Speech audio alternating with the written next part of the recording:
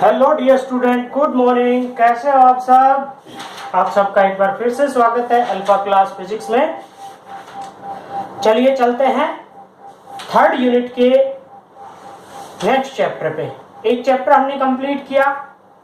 पिछला जो चैप्टर था जिसमें हमने बायोट-सैवर्ट्स लॉ और एम्पियर-सर्कुटल लॉ के बारे में पढ़ा, आज हम पढ़ते हैं force on a charge particle. किसी भी चार्ज पार्टिकल पे फोर्स कब? जब वो मूव करता है, when moving in electric field, when moving in magnetic field and when moving in both electric field as well as magnetic field. तो सबसे पहला हम करते हैं force on a charge particle moving in electric field. तो हमने क्या लिया कि दो प्लेट ले ली, एक नेगेटिव प्लेट, एक प्लेट नेगेटिव और एक पॉजिटिव प्लेट, और इन दोनों के बीच में जो इलेक्ट्रिक फील्ड है वो क्या कहलाएगा? Uniform electric field. दोनों पे सेम चार्ज, एक पे माइनस क्या हो चार्ज मान लिया, एक पे प्लस क्या हो चार्ज। तो टोटल क्या हो गया आपके पास? जो यूनिफॉर्म इलेक्ट्रिक फील्ड है वो लिया हमने, E कंसीडर कर लिया। यहाँ पे जो यूनिफॉर्म इलेक्ट्रिक फील्ड है वो कितना है? E। ठीक है। अब ये जो डिस्टेंस है, ये इलेक्ट्रिक फील्ड कितनी डिस्टेंस में फैला हुआ है? x डिस्टेंस में। अब कोई charge particle Q, let us consider Q पे माइनस Q चार्ज है, प्लस Q भी हम ले सकते हैं, but minus Q charge consider करते हैं। कोई भी इलेक्ट्रॉन इसके अंदर मूव कर रहा है, ठीक है। इलेक्ट्रॉन v वेलोसिटी से एंटर करता है, इलेक्ट्रॉन v वेलोसिटी से एंटर करता है। तो देखिए कैसा चार्ज है? नेगेटिव चार्ज है। तो पॉजिटिव चार्ज इधर, नेगेटिव चार्ज इधर, ठीक है। अब हमने स्टार्टिंग में नेगेटिव चार्ज लिया है। ये ग्राफ किसके लिए बना हुआ है? पॉजिटिव चार्ज के लिए। यदि हम यहाँ पे पॉजिटिव चार्ज लें, पॉजिटिव चार्ज लें, तो पॉजिटिव पॉजिटिव क्या करेगा? रिपल्सन, और ये किधर मूव हो जाएगा? इस डायरेक्शन में। और यदि हम नेगेटिव चार्ज लेते तो ये किधर मूव करता? इधर, क्योंकि इधर क्या है? Negative plate. नेगेटिव प्लेट इसको रिपेल करेगी और पॉजिटिव प्लेट इसको अट्रैक्ट करेगी। तो नेगेटिव चार्ज किधर मूव करेगा? इस डायरेक्शन में, और पॉजिटिव चार्ज किस डायरेक्शन में? अपवर्ड डायरेक्शन में। तो ये जो है पाथ, ये पाथ कैसा हो गया? इसका पैराबोलिक शेप में हो गया। अब क्वेश्चन क्या है अपने पास? क्वेश्चन ये है अपने पास कि हमने क्या फाइंड आउट करना है कि यदि ये जो चार्ज है, यहाँ पे इलेक्ट्रिक फील्ड नहीं होता तो ये जाता है x डायरेक्शन में इधर, अब ये जा रहा है अपर डायरेक्शन में। तो दोनों डायरेक्शन में हम इसकी डिस्टेंस को फाइंड आउट कर लेते हैं। तो देखिए इधर मूव कर रहा है, तो इसको यहां से यहां तक जाने में कितना टाइम लिया इसने? t। तो डिस्टेंस अपॉन में वेलोसिटी क्या होगी? Time period. फोर्स कितना अप्लाई हो रहा है इस पे? फोर्स Q चार्ज है, E क्या है? Electric field, F is equal to QE। अब ये इस डायरेक्शन में मूव कर रहा है। फोर्स किस डायरेक्शन में लग रहा है? इस डायरेक्शन में, अपवर्ड। जैसे इसको ले लिया हमने y डायरेक्शन, तो OY डायरेक्शन में। फोर्स किस डायरेक्शन में लग रहा है इस पे? O से Y, अपर डायरेक्शन में इस पे फोर्स लग रहा है, ठीक है। तो देखिए सिंपल मेथड है। क्या करना है इसमें? हम दोनों एक्सिस के अंदर हम इसके डिस्टेंस को फाइंड आउट कर लेते हैं। किस तरह से? जैसे मान लिया x एक्सिस और y एक्सिस दोनों ले लिया, ठीक है। तो स्टार्टिंग के अंदर ये एंटर करता है, कितनी वेलोसिटी है? v। y एक्सिस में कितनी वेलोसिटी है? 0, ठीक है। टाइम पीरियड कितना लिया इसने? t is equal to x upon में v, ठीक है। अब क्या निकाले हम? डिस्टेंस। डिस्टेंस का formula ut plus 1/2 at square, ठीक है। तो ये t कहां से आया? देखिए इनिशियल वेलोसिटी, ये डिस्टेंस कितनी है? x। इनिशियल वेलोसिटी हमने v कंसीडर की हुई थी, t प्लस, अब जो एक्सेलरेशन है वो किस डायरेक्शन में हो रहा है? अपवर्ड डायरेक्शन में। वेलोसिटी चेंजमेंट ये कहें कि एक्सेलरेशन किस डायरेक्शन में लग रहा है? क्यों? देखिए फोर्स किस डायरेक्शन में लग रहा है? OY डायरेक्शन में। तो F is equal to according to Newton second law M में, तो A is equal to F upon में M। F की वैल्यू क्या है? QE, तो QE बाई M। ये क्या आ गया आपके पास? एक्सेलरेशन। तो इस डायरेक्शन में एक्सेलरेशन 0, तो X is equal to VT, T is equal to X upon में V। तो ये टाइम पीरियड कहां से आया? यहां से। अब इस डायरेक्शन में अगर हम यही फॉर्मूला अप्लाई करते हैं, S is equal to ut plus 1/2 at square, इस डायरेक्शन में इनिशियल वेलोसिटी क्या थी? इनिशियल वेलोसिटी किस डायरेक्शन में थी?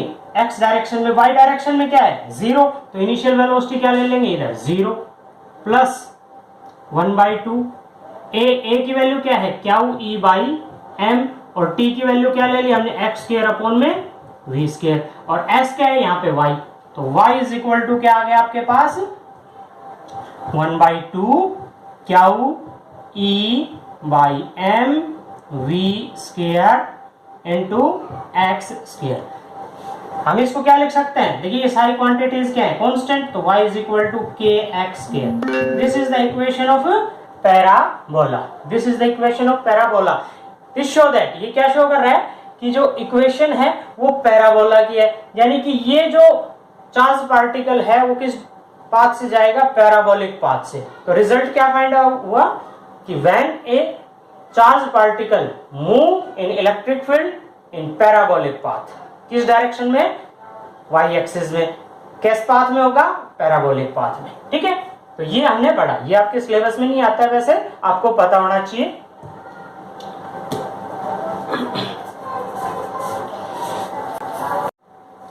नेक्स्ट टॉपिक हम चलते हैं, force on a charge particle in magnetic field. Force on a charge particle in magnetic field. When a charge particle move in magnetic field then it will move in circular path. कैसे?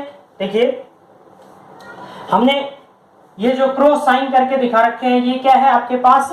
Uniform magnetic field. Direction कैसी है? Inward. Magnetic field को represent करने के दो method हैं, एक तो dot dot dot dot. This method shows that कि मैग्नेटिक फील्ड की डायरेक्शन कैसी है? बोर्ड से आउटवर्ड डायरेक्शन में। और cross cross cross, this means magnetic field move inside. ठीक है, अब हमने लिया कि कोई भी चार्ज पार्टिकल है क्यू, v वेलोसिटी से, चार्ज पार्टिकल v वेलोसिटी से, और कितने एंगल पे? At theta is equal to 90 degree. Starting लेते हैं, theta is equal to 90 degree. Move करता है किसमें? यूनिफॉर्म मैग्नेटिक फील्ड बी में। तो क्या क्या? क्या वो चार्ज पार्टिकल v वेलोसिटी से at an angle theta move करता है मैग्नेटिक फील्ड बी के अंदर। कितना फोर्स लगेगा? F is equal to q we b sine theta. Theta की वैल्यू क्या ली हमने? 90। तो F इज इक्वल टू क्या आ गया आपके पास? Q we B. Simplest method है, इससे सिंपल मेथड आपकी बुक में भी नहीं मिलेगा आपको कि F is equal to q we b. ये इस पे क्या हो गया? फोर्स। अब चलते हैं फोर्स की जो डायरेक्शन है वो क्या होगी। देखिए फोर्स की डायरेक्शन फाइंड आउट करने के लिए हम इस्तेमाल करते हैं फ्लेमिंग लेफ्ट हैंड रूल का। फ्लेमिंग लेफ्ट हैंड रूल का। तो अब इसको किस तरह से करते हैं? देखिए मैग्नेटिक फील्ड को रिप्रेजेंट करती है first finger. First finger inward direction. Velocity, charge की वेलोसिटी ले ली हमने ये वाली, ये वेलोसिटी है चार्ज की। ठीक है, तो इस पे जो फोर्स लगा वो किस डायरेक्शन में लगेगा? अपवर्ड डायरेक्शन में। ये डायरेक्शन होगी। अब ये हो गया आपकी अपवर्ड डायरेक्शन।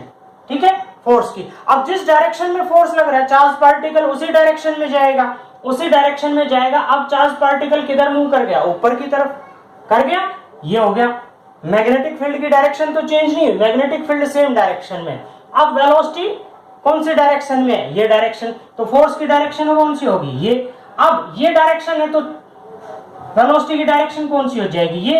अब इस पे फोर्स की डायरेक्शन ये, फिर वेलोसिटी की डायरेक्शन ये, फोर्स की डायरेक्शन ये, वेलोसिटी की डायरेक्शन ये, फोर्स की डायरेक्शन ये, वेलोसिटी की डायरेक्शन ये, फोर्स की डायरेक्शन ये। इस तरह से एवरी पॉइंट पे फोर्स की डायरेक्शन और वेलोसिटी की डायरेक्शन जो है वो चेंज हो रही है।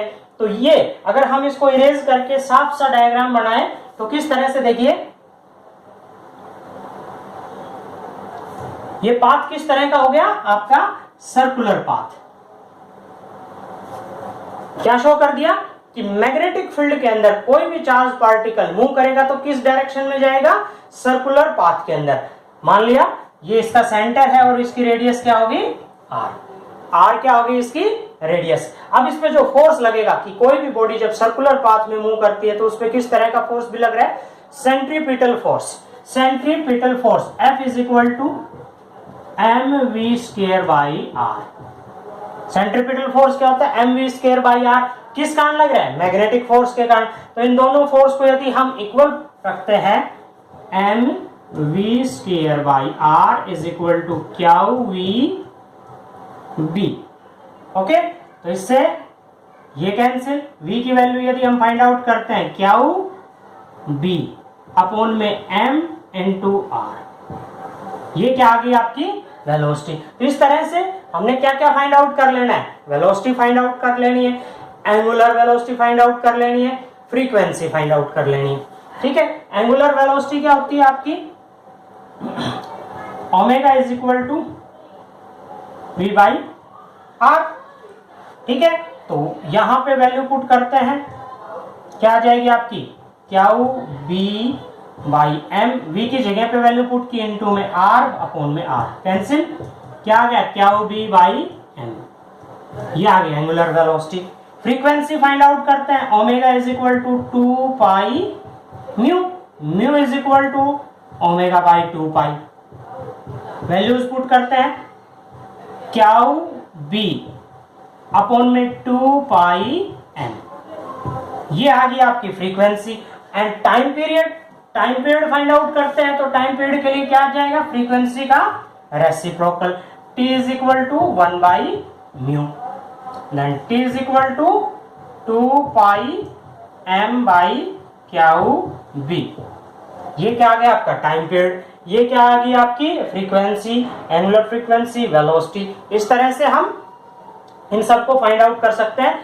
तो क्या रिजल्ट निकला कि when a charge particle move in magnetic field, तो किस पाथ में मूव करेगा, ये सर्कुलर पाथ के अंदर। ठीक है, तो सबसे सिंपलेस्ट मेथड है, हम फिर इसको रिवाइज करते हैं। देखिए कि कोई भी चार्ज पार्टिकल है, यूनिफॉर्म मैग्नेटिक फील्ड में मूव करता है, तो किस डायरेक्शन में मूव कर रहा है, सर्कुलर पाथ में। कैसे, देखिए according to Fleming left hand rule, magnetic field की डायरेक्शन ये है, वेलोसिटी की ये है, तो फोर्स की डायरेक्शन क्या होगी, अपवर्ड। जैसे ही फोर्स अपवर्ड लगेगा, वेलोसिटी की डायरेक्शन चेंज, अपवर्ड, फिर फोर्स की डायरेक्शन ये। तो इस तरह से ये चार्ज पार्टिकल कैसे मूव करेगा, सर्कुलर पाथ के अंदर। सर्कुलर पाथ में मूव करता है, तो हम दोनों force F is equal to q we b and F is equal to mv square by r, दोनों को इक्वल प्रूव करके वेलोसिटी निकाल लेंगे।